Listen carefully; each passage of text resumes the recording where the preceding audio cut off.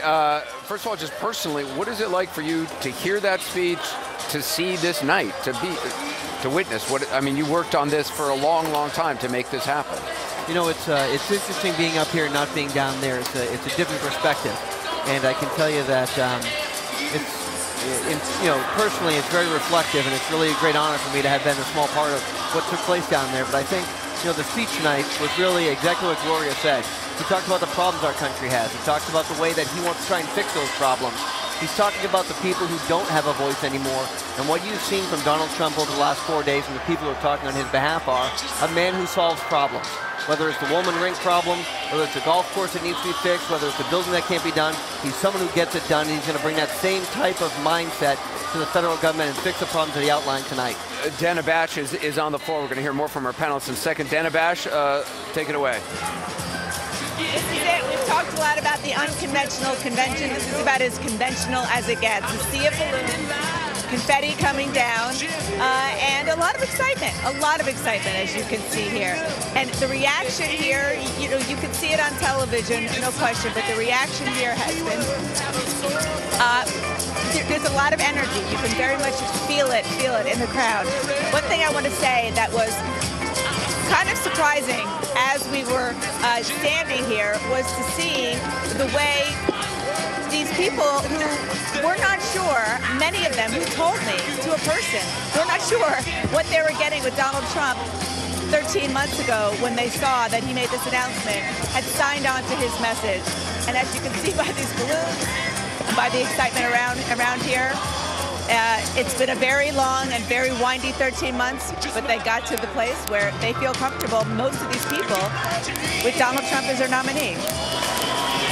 Dana, thanks very much. We'll continue to check in with you. Corey, I mean, you've listened to a lot of these speeches as the campaign manager. Was it much different than the traditional Donald Trump speech? I think this is very much the same themes that he's had throughout this campaign. He's talked about, he's added the notion of judicial appointments and how important the selection is as it relates to a judicial appointment and what that does to the Second Amendment. But if you think about the trade notion, he's talked about the budget issues. You look at, he's talked about Obamacare. Student loans is a new notion today that he hasn't talked about in the past. But many of the same themes that he has been talking about for 13 months, particularly immigration reform and building a wall, is something that has brought this campaign to where it is today. And to those who John King talked to, Republicans who said they felt perhaps the tone perhaps too dark, what do you think? Look, again, I think Donald Trump coming out of the blocks has not changed who he was. He's been talking about those same issues for the last 15 or 20 years, and it's what this campaign's been built on, which is our country's in trouble. I can fix it. That's what he's talked about. That's what he's instilled in people, and that's what people believe right now, so he's trying to fix that. It was interesting, David Axelrod, I mean, going from Obama with the crowd would chant, yes, we can, you had the crowd chanting here, yes, you will, to Donald Trump. It was interesting. Look, I think there were a couple of points on which he probably scored. One was trade. Ironically, it's an issue that divides this party, but it's an issue that's been a key to his support. And on veterans, I'm sure he did very well with that. But let's be clear. I mean, Jeffrey, I love you, brother. But Franklin Roosevelt said, "We have nothing to fear but fear itself." This speech was, "Be very afraid." Well, that's very, very different. David, with all due respect, when you go back and you read FDR's speeches, he was, in essence, in some of these early speeches in 1932, telling people they ought to be afraid. They ought to be afraid of the banks. They ought to be afraid of Republicans. They were in the midst of the Great Depression, but let me say, this was the most relentlessly negative acceptance speech. I went back and read Ronald Reagan's speech from 1980, and I was struck by, even as he was making attacks, how uplifting the speech was. There was nothing to this speech like that. This was a relentlessly negative speech. Now, it may work. It may work. But even the citing of crime statistics, I mean, if you look at, crime has been declining steadily, according to FBI statistics, since the 90s. I mean, you can look at specific cities, you can look at, which is how Donald Trump portrayed it, but to say that there is this, that crime is the worst that it's ever been. The other element of this speech that I thought noteworthy was, they're playing you can't always get what you want, but really the speech was, you can get everything you want, and I'll tell you how you're going to get it later. There were very few specifics. Ivanka even at some point said, you know, when he's elected, anything will be possible. I thought, you know, comparing Ivanka's speech and this speech, it really was, I think, two pieces of the same half. An attempt to appeal to white women.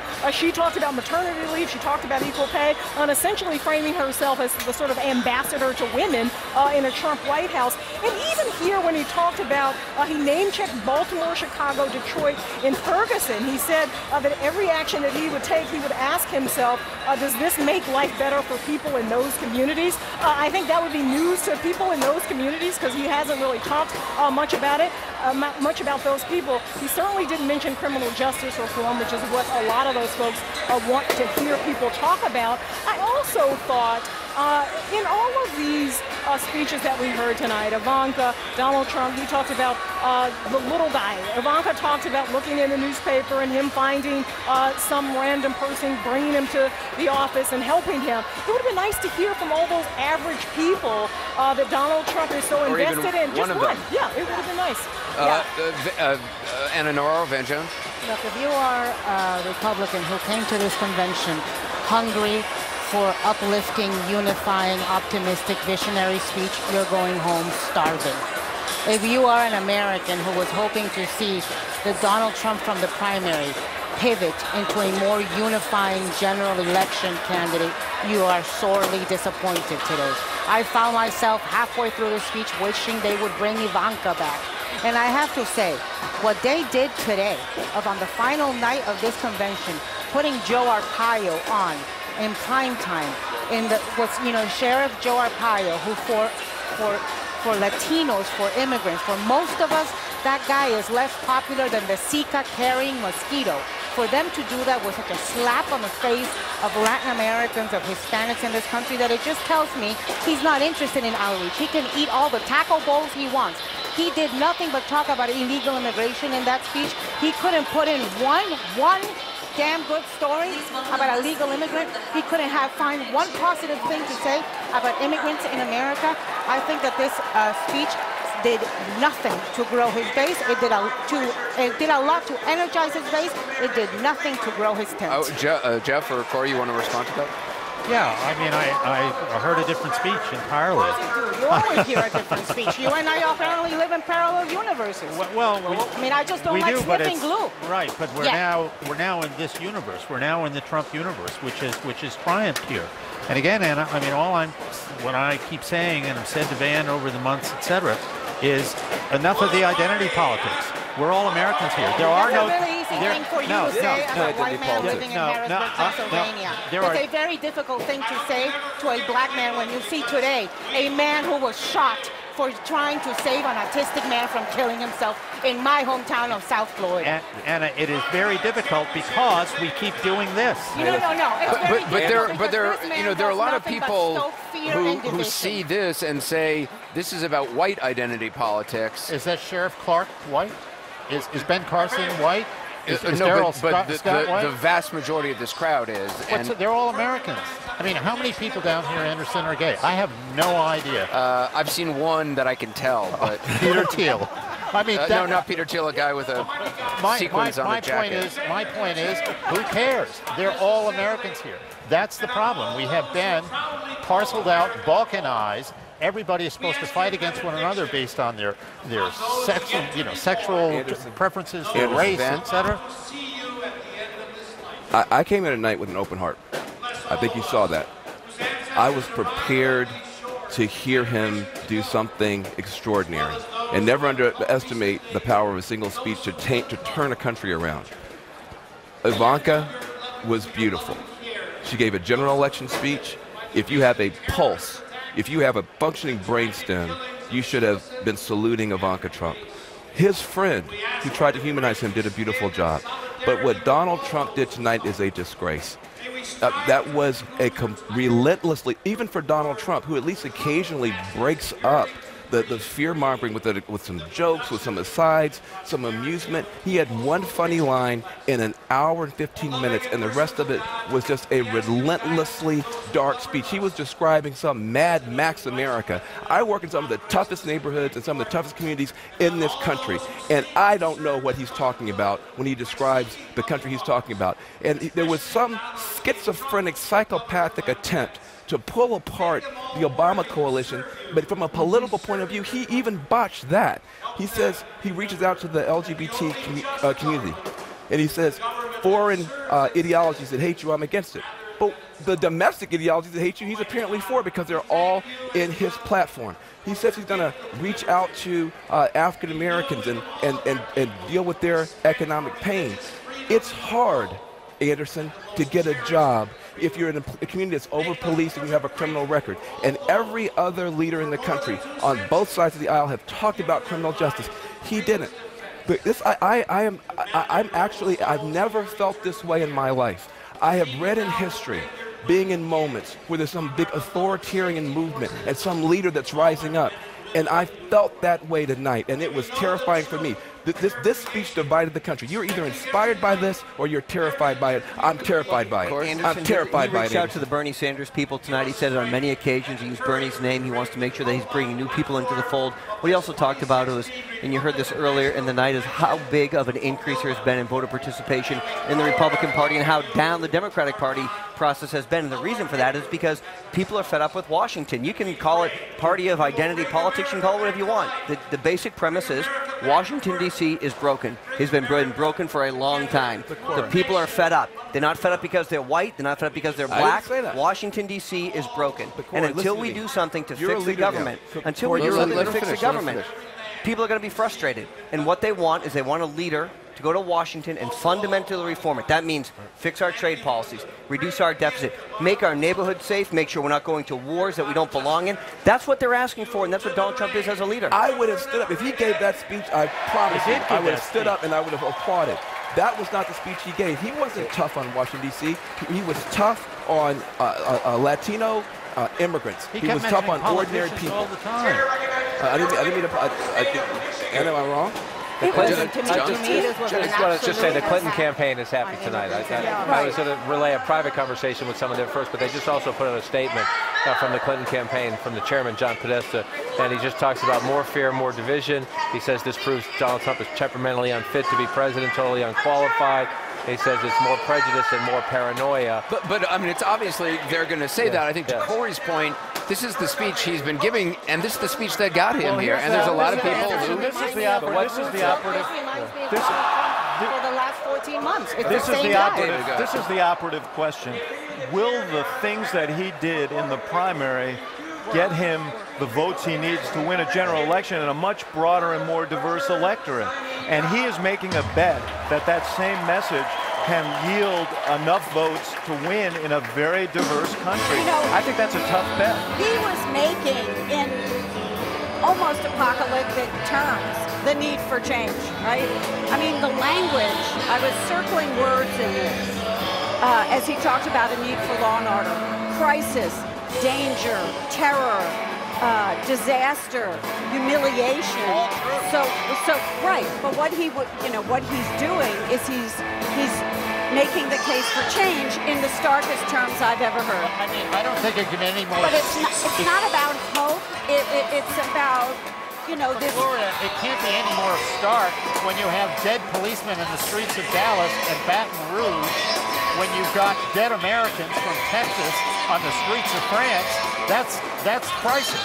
Right, and the solutions that we heard tonight are not different, as Corey was saying, from what we've heard before. Build a wall, immigration, et cetera, et cetera. But I found that, I was looking for something, your favorite person, more Reagan-esque, and I didn't feel that from Donald Trump at all. Look, we've said this. How many times have we said this? Trump is Trump. He's going to do what he thinks is right. He's going to trust his gut. This is the message he thinks is going to work, and we're going to see if he's right or not, because he's proven a lot of people wrong in the last year. I would just tell you, to the point I was making about the Clinton campaign, we're 115 days out. David knows the mechanics and the math and the machinery better than me, but you have a voter model by now. You've identified people. You know who is going to vote for you. You know who might vote for you. You know the people who you want to turn out who might not be terribly enthusiastic about you. That's the Clinton campaign's biggest worry, because they do think there are some in the African-American community, some in the Latino community who are not enthusiastic about her, especially as enthusiastic as they were about Barack Obama.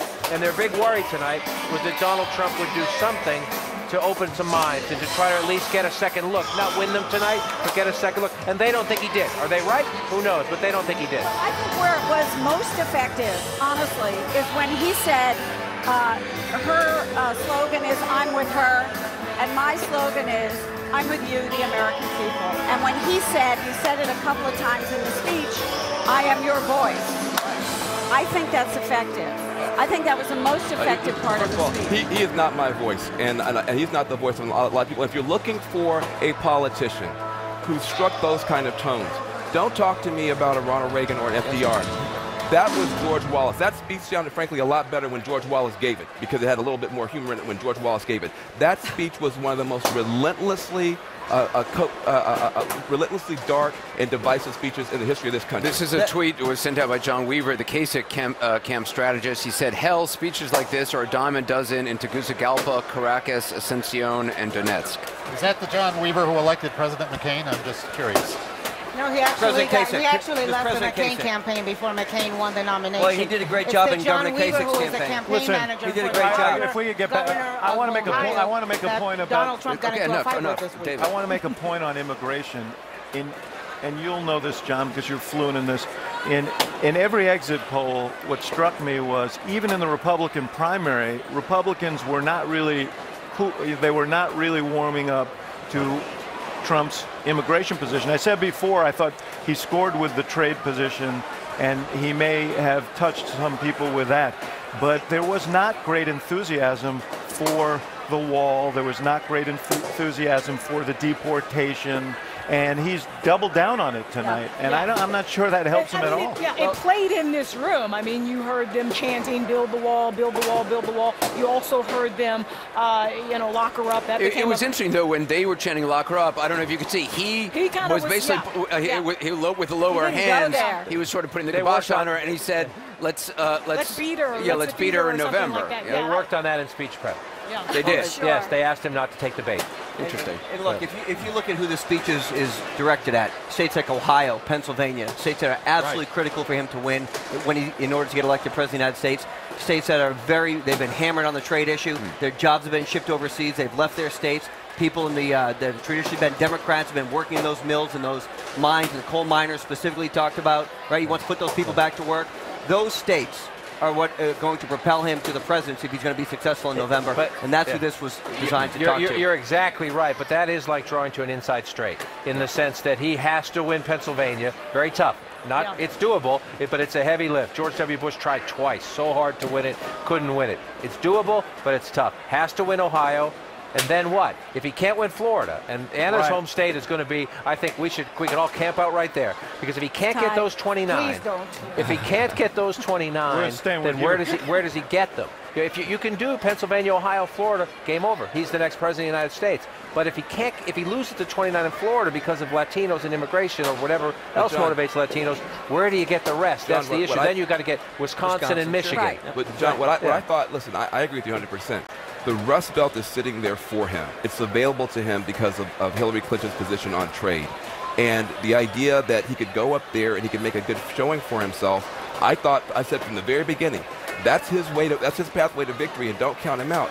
But he said he would have to be able to do that without inflaming the African-American, Latino, and other folks who are up there. It's not just working-class white guys up there. And this speech inflamed. Listen, he just consolidated. I've got Bernie Sanders people who are now saying the last holdouts for Bernie Sanders are saying they are now for Hillary Clinton, because that speech was so shocking and so divisive that he actually did some work that Hillary Clinton couldn't do. Yeah, and I just heard from some black Republicans, and I mean, he's going to need black Republicans who also very disappointed in this speech. George Bush did do well with African Americans. Even Richard Nixon did fairly well with African Americans in 1968. I think he got about 15%. They got 32% when he ran in 1960. But this, I think, you're gonna. He's gonna alienate. Listen, I'm getting texts from Republican Congress people who are saying to me, I'm embarrassed of my party. He sounded like a fearmonger. This is not Republicanism. Wow. I think a lot of Republicans today are cringing and just pained. I want Jeffrey Accord to respond. Yeah, let me just say here, these are the folks who, in essence, ignited the Trump movement because they were paying no attention to their own constituents. None. Zero. Donald Trump got it. This isn't fear. This is a statement of reality. As I said to Gloria, when you've got 6 dead cops in the streets of Dallas, Texas, when you've got dead policemen, black and white, in the streets of Baton Rouge, when you have dead Americans in the streets of France, people are right to say there is something wrong and we are in a crisis. And Donald Trump is saying, I hear you and I will fix it. And that's even there is before you get absolutely something wrong, and we are in a crisis. We are in a divided crisis right now. But if you think anything that man said tonight is going to solve this crisis, you heard a different what is speech. Wrong with Go listen to the speech. Go listen to the words of the trauma surgeon in Dallas, the guy who was there when those 5 dead policemen died. Go listen to the words of the chief of police of Dallas. That's the kind of thing that will get us past the crisis. Not this fear-mongering, not this divisiveness, not this disgusting speech that we heard tonight that does nothing but bring out the darkness in America. It is terrifying to people. What is wrong with having sympathy for people who are murdered by people who should not Wait be?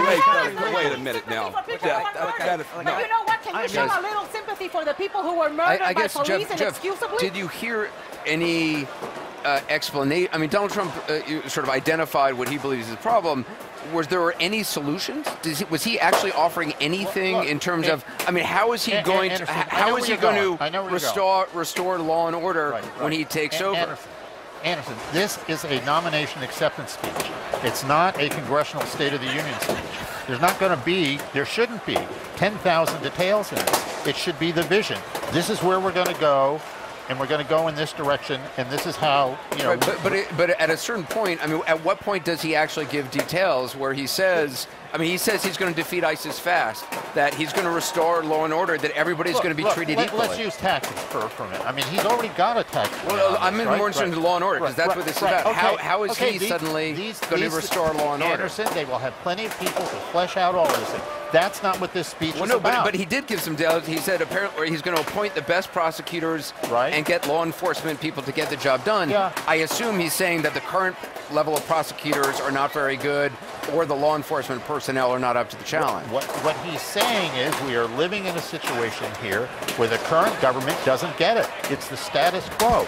To go back to FDR, who said, you know, the FDR's big thing in 1932 was being the first person to fly to a convention and accept a nomination, because before they all waited at home for it.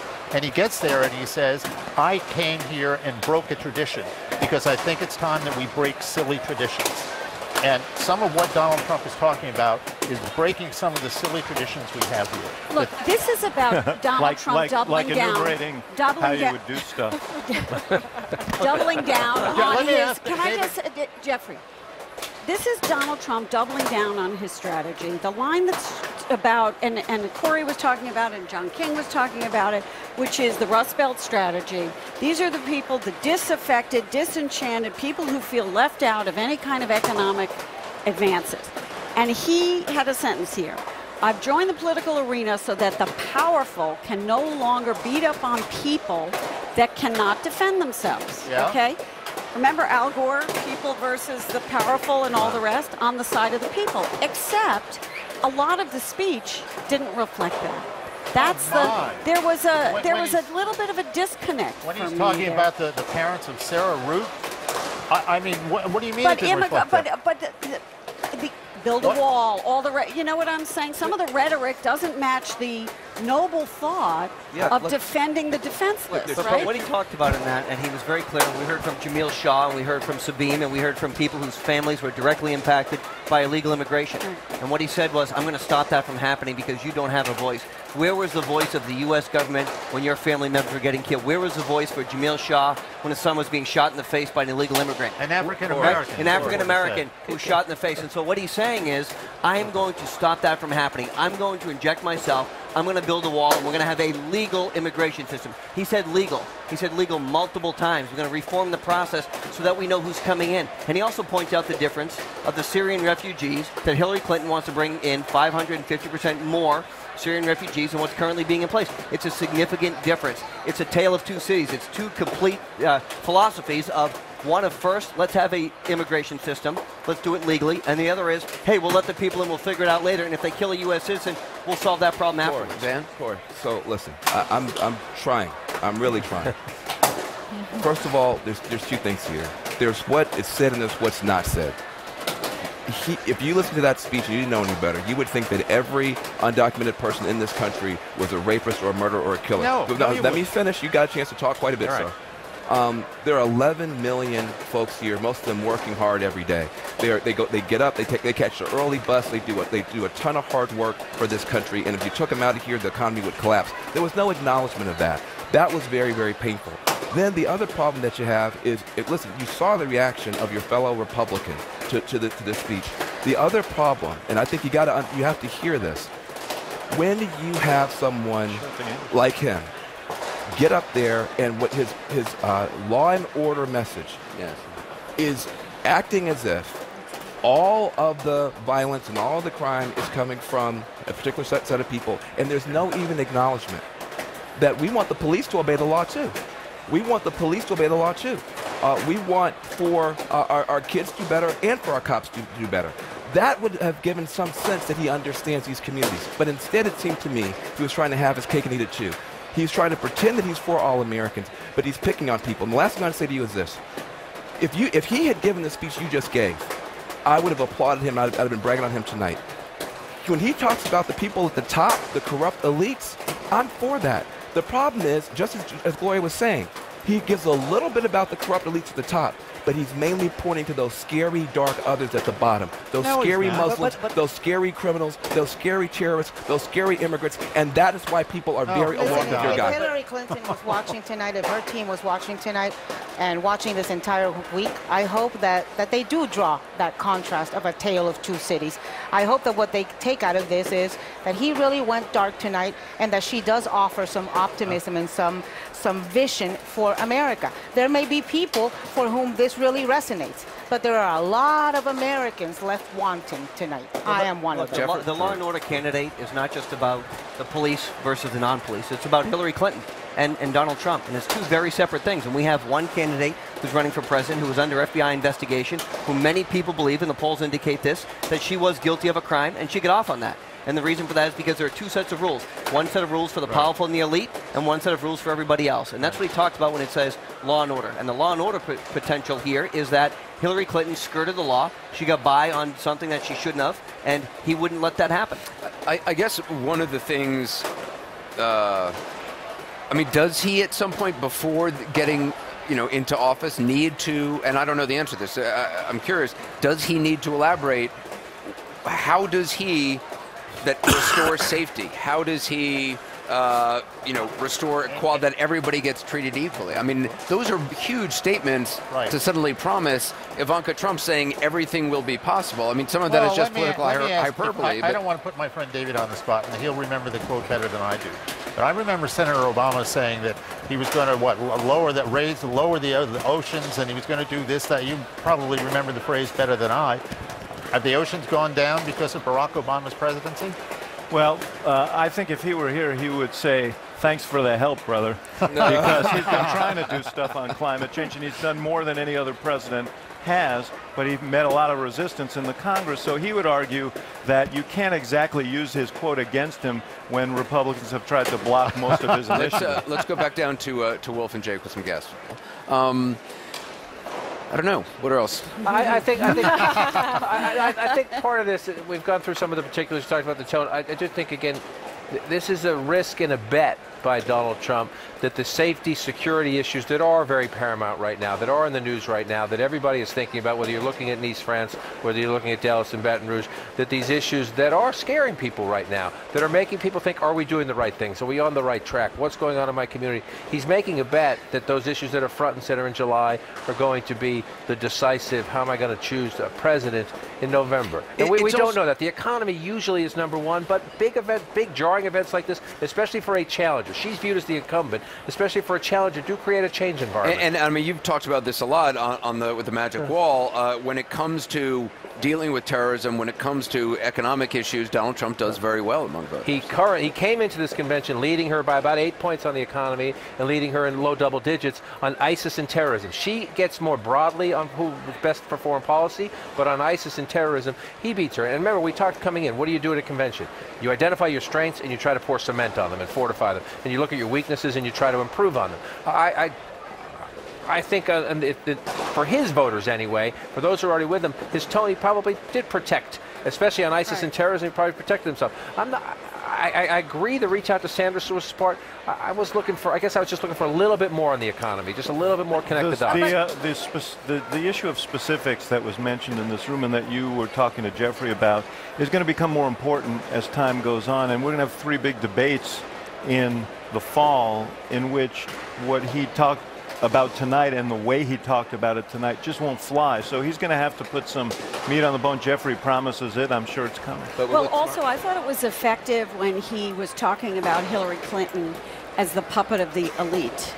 And he is, as Jerry Falwell Jr. said, you know, the, what was it, the blue-collar billionaire. Right. Yeah. Blue-collar billionaire versus Hillary Clinton, the puppet of the elite, who's been in, you know, Washington for decades. She's bought and sold by lobbyists, and I'm not, and I know because I used to be one of those people who bought and sold. You know, it's same old, but it does have resonance because of Hillary Clinton. I mean, it does. And he, you know, he touched on the emails. He touched on her being above the law. By the way, he wasn't as tough on Hillary Clinton as a lot of other people at this convention, I might add. There was a clear effort here to kind of tone it down to a certain degree. He didn't bite on the lock her up. You know, I think that could be effective for his voters. Well, but I do think he, I mean... Let me tell you something that struck me about this convention. For weeks, for months, I think some of us have been thinking that it was going to be a very dramatic convention, possibly a violent convention. There were news organizations that handed out gas masks to their correspondents and contributors. And what we saw... I didn't get one of those. I know. Jeff Zucker said at most he'd give us a baseball cap. I have to tell you, I think the people of Cleveland, law enforcement in Cleveland, the people in this arena did an amazing job. We shouldn't forget to thank them. That's right. And I think that there wasn't the violence amongst Republicans that many of us I want to add something to that. I don't know if you know this, but I actually was involved in politics on the other side for a while. I heard that. Yes, and I must say I didn't know what to expect. You know, I covered a Republican convention years ago when I was a young reporter, but I haven't been back in a long time. People have been very, very generous and nice and warm. I sent out a mass email. I had the same experience. And he had a show with Lewandowski on the back, so they thought it was me for a while. So Lewandowski. I did drop your names. But I had the same experience, and I think that speaks very well of the kinds of people who are here. You know, just the everyday, you know, workaday Republican activist is at bottom a good person, salt of the earth, even we disagree. Here's what I think Donald Trump revealed to Democrats, and if Democrats want to take him seriously, he showed his hand a bit. He thinks that he can pull apart the Obama coalition at some of its weak points. For instance, we talk about the Latino community often as one thing, but there are recent immigrants who may or may not be documented, and there are people from immigrant communities. There is sometimes a rub there, where people feel like the last people off the boat are now in my way. He started trying to probe at that. I think if Democrats want to hold that community together, they've got to take those probes seriously. He also, again, he did try to pull a little bit at the LGBTQ community. I think he did it in a way that was bizarre because he acted like the only people who don't like them are Muslims, and he didn't point out his own platform has a bunch of anti-gay stuff in it. His judicial appointments are anti-gay, and his VP pick is anti-gay, but you can see he's trying to pull. He also did reach out to black folks. He did it in a way that, kind of cut against himself, because on the one hand, he shows no sympathy for the concerns for criminal justice and police reform, but he does point out that, hey, I want those black kids to have opportunity. So what you're seeing is he's trying to pull that apart demographically and geographically. He's trying to pull away at that Rust Belt. Now, the Democrats are going to have to... Those things require sustained effort and discipline. And if he goes back to his sort of improvisational approach to these things and leaves these things on the floor of this convention hall, they're not going to mean much. And I think they probably require a candidate who has more credibility in those communities than he does. And I think he was trying to do that repair work. But I think he doesn't realize that, for instance, when black people hear law and order, they hear lock black people up. Yes. I mean, and it's actually something that Richard Nixon realized in his speech. He talked about law and order, and he said, I do realize that people think that's racist. Let me tell you something else that came out to Let me. me just ask you, though, moving forward, does the campaign continue to have big events? I mean, it seems to me what has gotten to me are these huge events, which have been extraordinary, huge turnout, but not a traditional campaign, not a lot of town hall meetings, things like that, not a lot of retail politics, just fly in, have a huge event, do it somewhere else. Is that enough to continue going, or do they have to become a more traditional campaign? I mean, my experience has been that fall campaigns, for the most part, tend to be this fly to this media market. In Pennsylvania, for instance, we have 5 media markets. And, when you get to this stage, candidates go to one of the 5, hold a rally, and they leave. They don't do the intimate type things that are more accustomed to primaries. I don't know, maybe Corey. Yeah, I mean, look, I think at the beginning of this campaign, Donald Trump tried to do those small, intimate gatherings in New Hampshire. The difference was there were 1,500 people showing up, unlike the Jeb Bush event where 6 or 7 people were showing up, which was very, very intimate. Sometimes 1 showed up. That's the big difference. And so, and look, I don't think the crowd's going to get any smaller. I think what you'll find is Governor Pence isn't going to draw as large of a crowd as Donald Trump will. He'll get those probably intimate crowds at maybe 400 or 500 people, where Donald Trump will continue to pack out arenas. You saw him in Alabama with 30,000 people. You saw him in Dallas, Texas with 20,000 people. Will he go to Ferguson? Look, I think I think look, we've been to Chicago. I was there that night. We were in Chicago. We didn't get to do the rally, but I was there. It was canceled because of the protest, because there was no law and order in Chicago that night. But what I think you'll find is that people didn't want to see Donald Trump because they think he's a bigot. You know what? There's a right place and a right time to have a private event that you're renting the facility at, and to stop someone from using that is not the appropriate place. If you want to have a free speech zone, you're welcome to do that outside. But to take over someone else's event and cause mass riots. So he's going to go to Baltimore? What I said was Donald Trump's already been to Chicago, and there is no state that he's not willing to compete in. Whether that's California. So he's going to go to Baltimore. Look, I don't control the schedule. Can I just make one? The question was about where the campaign goes now.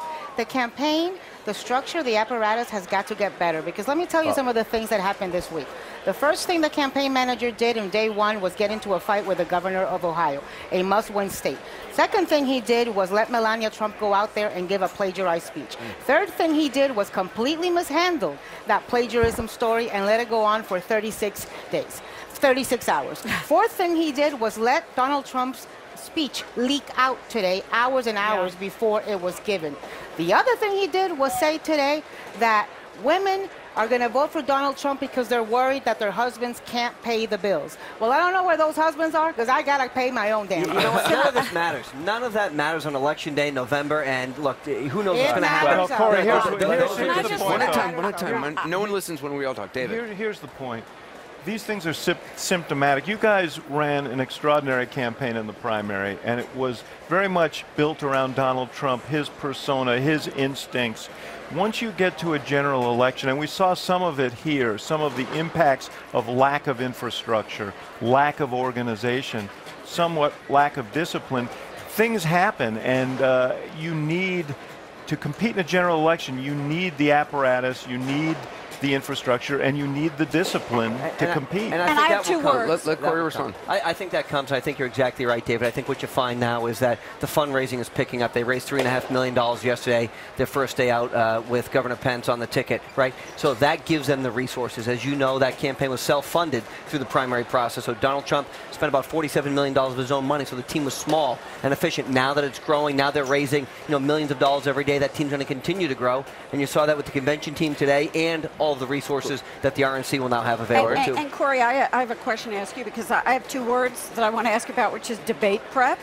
because of course the next big moments are going to be the debates, and he's going to go up against Hillary Clinton, who's very well versed in policy, who is terrific at debates, as you know. But wait a little bit. Let me just ask, is that really the next big moment? It feels like we don't know. Right, I mean, given Trump, what Donald Trump, yeah. you know, the campaign that's been run so far, Well, those we are have the no most idea. predictable. Yes, in a traditional election, those would be the... Trump, to his credit, vanquished 16 other candidates, most of whom Debates were not his were strong much suit. better debaters and were much well versed on policy chops. So I think but what we saw today, I give the guy credit for consistency. Okay, but 'Cause that what was in a what I large think we field. saw today is that he's not going to change from the Donald Trump we've seen for the past 14 But months. the question that he is going to have to answer, I believe, in order to get elected, is he's going to have to persuade a certain number of voters who aren't with him right now that he is capable of being president of the United States, that he can go beyond the rhetorical and offer real ideas. Those debates are going to be important. I will say this, though. I think expectations may work in his favor, because I think people are assuming that he can't perform on the same stage with Hillary Clinton, and that puts him in a better position. The debates are not going to save Hillary Clinton. If he does terrible at the debates, he'll be fine because people don't expect him to do well at the debates. If she does bad on the debates, it's going to be a problem for her. I'm sorry, John. No, the only way I disagree with there's her question about they're going to push the temperament argument. We'll see what happens. But when David Axelrod was a young reporter, I was around then too. I was covering those speeches back in the Roosevelt. But campaigns, presidential campaigns were very, very, very different. When the balloons are done next week, when we're done with Philadelphia, then we have 100 days left. And to the point of Donald Trump trying to expose those cracks in the Obama coalition, or the weak points anyway, and to create cracks. In the modern day, in the old days, you had to knock on doors. You had to call people on the telephone. Are you still with me? Are you still with me? Are you sure you're going to vote? What about your spouse? Nowadays, with data and everything else, they know their voters. They don't just know their numbers. They don't know the percentage. They know who's hard, 100%, who's 80%, who's 70%. They know their names. They know where they live, and they know what motivates them. And so what the Clinton campaign will do after this is go back through their file. Did he move African Americans in Ferguson, Missouri? Did he move Latinos in Miami-Dade County? Did he do anything? And so that the infrastructure, implementation, and management of the campaign, where we have seen some mistakes here this week, that's important for Trump going forward, because there's not much time. Got to take a quick break. Coming up.